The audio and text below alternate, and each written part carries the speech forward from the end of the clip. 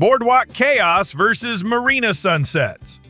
Mini golf family fun versus championship golf course leisure. Nonstop beach energy versus a calm, upscale coastal escape. Myrtle Beach and Hilton Head Island are two of the most iconic beach destinations on the East Coast, but they offer completely different vacations. One is loud, vibrant, and packed with attractions, restaurants, and things to do from morning to night. The other is quieter, more polished, and built around nature, biking trails, golf, and slow coastal living. From wide sandy beaches to shaded bike paths under oak trees, this is the kind of place where your mornings start with ocean views, and your evenings end with seafood and a sunset over the water. But here's the real question. Which South Carolina beach actually gives you the better vacation? We're putting them head-to-head across 6 key categories: attractions, getting around, food, stays, weather, and budget. And by the end of this showdown, only one beach wins. Let's start with attractions and culture in Myrtle Beach. If I could grab you and take you by the hand when you first arrive at Myrtle Beach, I would definitely drag you straight to the heart of the town, the boardwalk. Because this is where everything comes alive. Stretching along the oceanfront, it's consistently ranked by travel publications like National Geographic as one of the top boardwalks in the U.S. You're walking with the Atlantic on one side and a nonstop mix of arcades, shops, and street performers on the other. At night, it turns into a different world. Lights, music, and that constant hum of vacation energy. There's the Sky Wheel Myrtle Beach. And don't let it fool you. It might sound like just a Ferris wheel, but that's only until you realize it's one of the tallest observation wheels on the East Coast at around 187 feet. Climate-controlled gondolas, panoramic views of the coastline, and at sunset, it's genuinely one of those moments people remember from their trip. And if you want something a little more immersive, Broadway at the Beach is where Myrtle Beach leans fully into entertainment. This massive complex combines restaurants, attractions, and nightlife all in one place, built around a central lake. It's one of the area's most visited destinations, and it's not hard to see why. You've got the Ripley's Aquarium, live shows, shops, it's all packed together. It's designed so you can spend an entire day, and honestly night, without ever leaving. Now the culture here? It's loud, it's energetic, and it's unapologetically built for fun. Myrtle Beach has long been known as a classic American beach vacation spot, especially for families and road trippers. You've got mini golf courses on every corner, dinner shows, beachwear shops, and an overall vibe that says you're here to enjoy yourself, not slow down. With a tough lead to beat, let's see if Hilton Head will stand proud.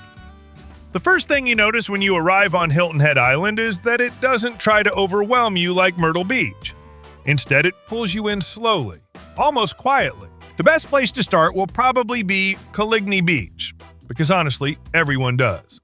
It's consistently ranked among the top attractions on the island, with wide sandy shores, public amenities, and easy access to nearby shops and restaurants. But what makes it different is the atmosphere. It's active, yes, but never chaotic.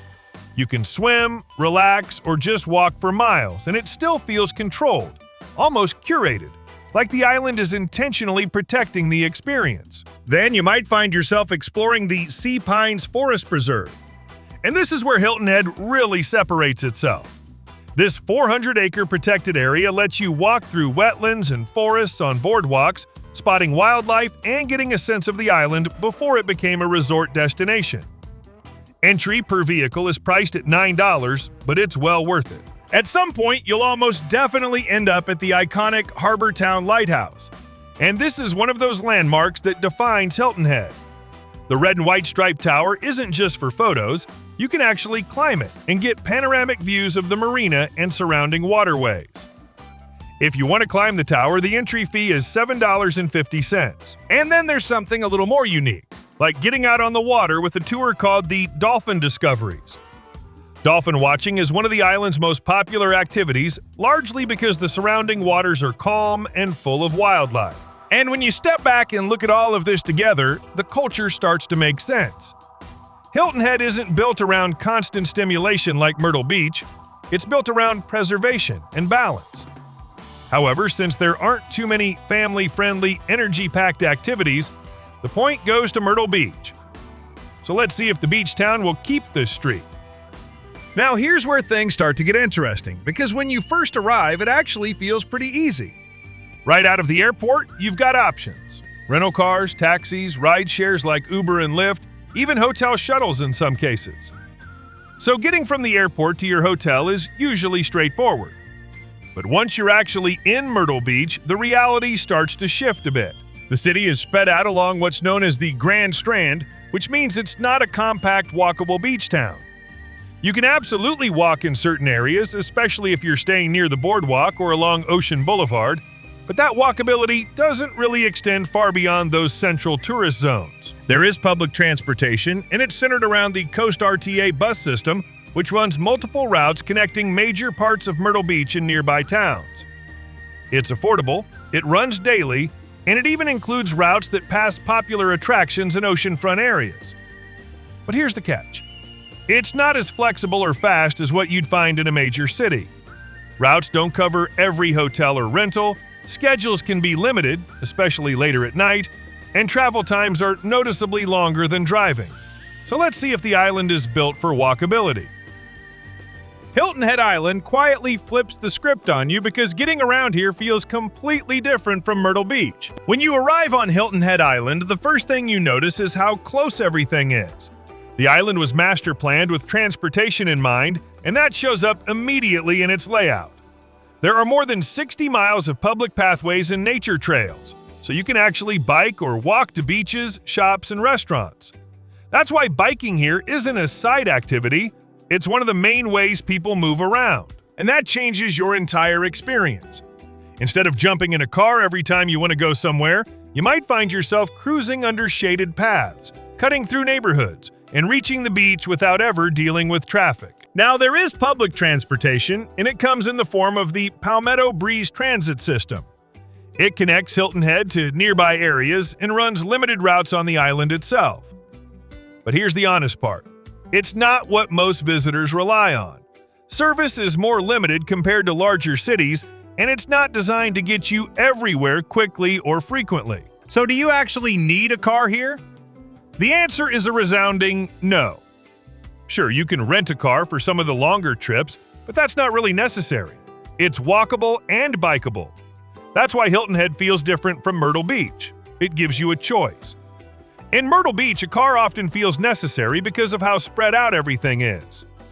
Here, the island's design actually lets you slow down and move differently. Clearly, the winner here is Hilton Head. But what about food? Now let's talk about something that might quietly decide this entire trip for you. Because food in Myrtle Beach isn't just good, it's varied, and that matters more than people think. You might find yourself starting at Hook and Barrel, and this is where Myrtle Beach really leans into its coastal identity. This place is known for focusing on fresh, sustainable seafood, something highlighted by multiple travel guides covering the area's dining scene. Think oysters, locally sourced fish, and creative small plates. It's a slightly more modern take on beach food with less fried baskets and more refined coastal cuisine. Meanwhile, at Angus Steakhouse and Seafood, it's all about that classic surf and turf experience. That includes steaks, seafood, and hearty portions. Restaurants like this are consistently listed among local favorites for combining land and sea options. If you want something with history behind it, Sea Captain's House feels like stepping into the past. Originally built in 1930 and turned into a restaurant in the 1960s, it's become one of the most iconic dining spots in the area, known especially for Southern-style seafood dishes like she crab soup and its oceanfront setting.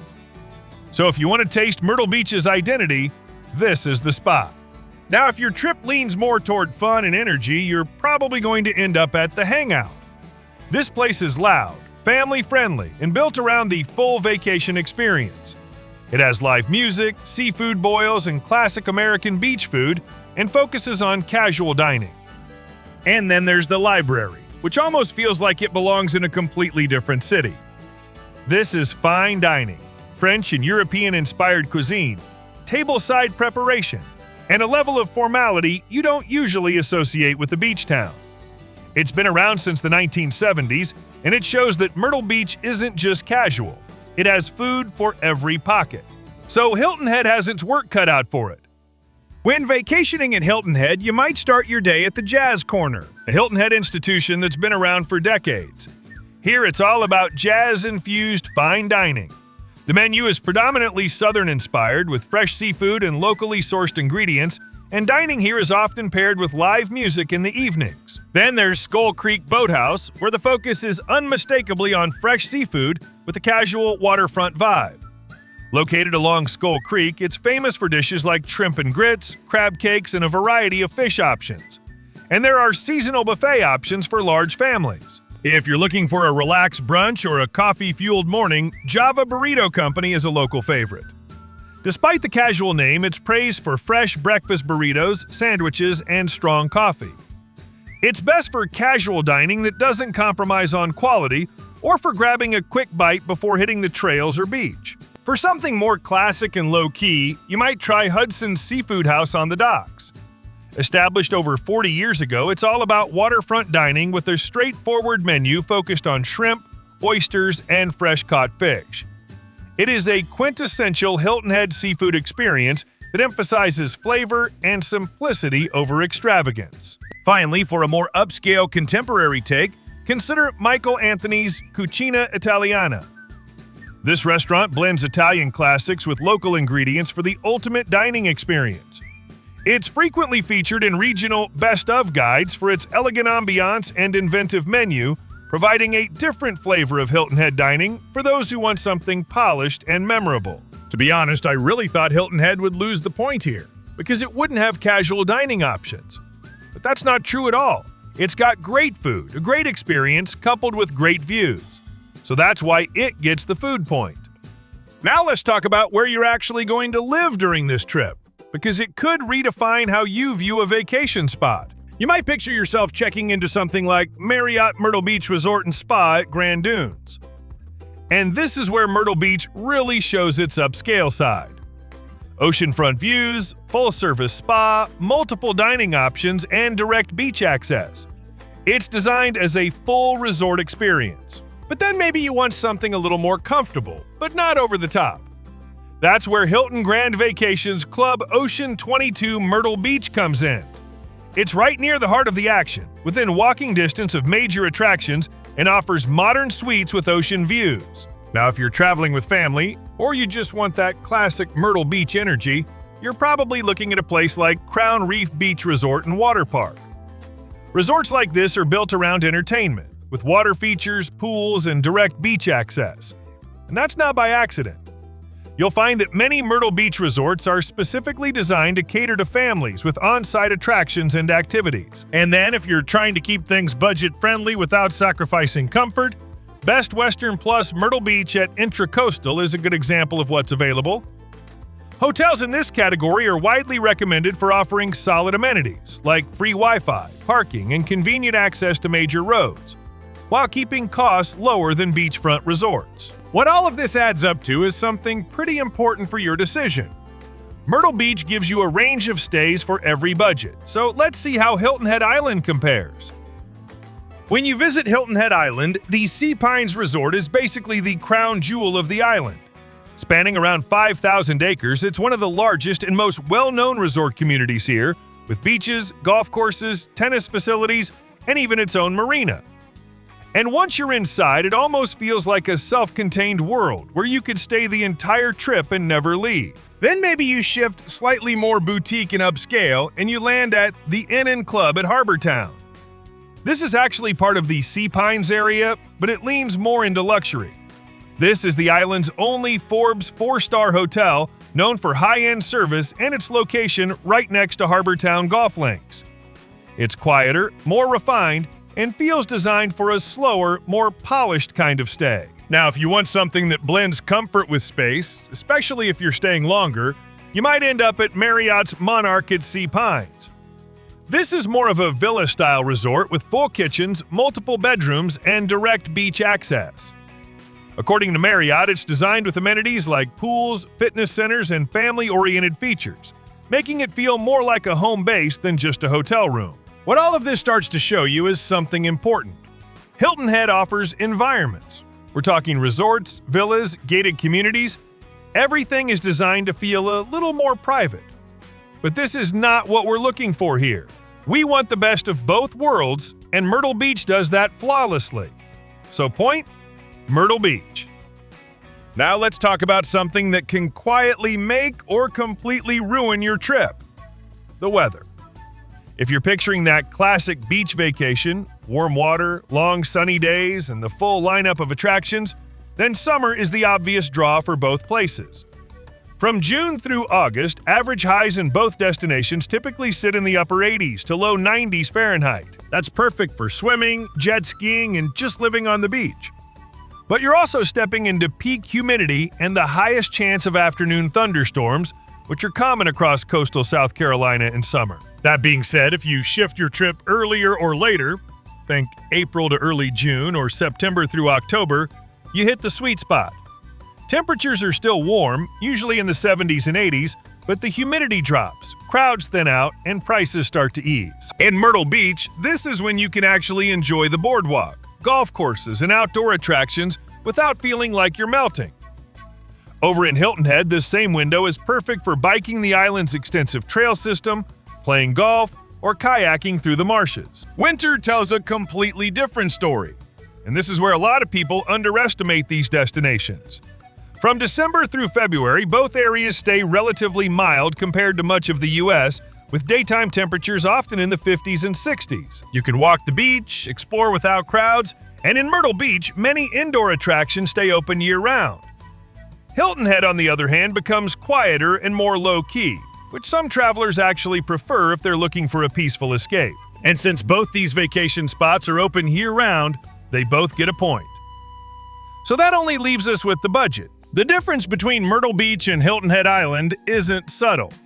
It's very real the moment you start paying for things. When you land in Myrtle Beach, your money stretches. This place has built its entire reputation around being accessible because it's an affordable destination.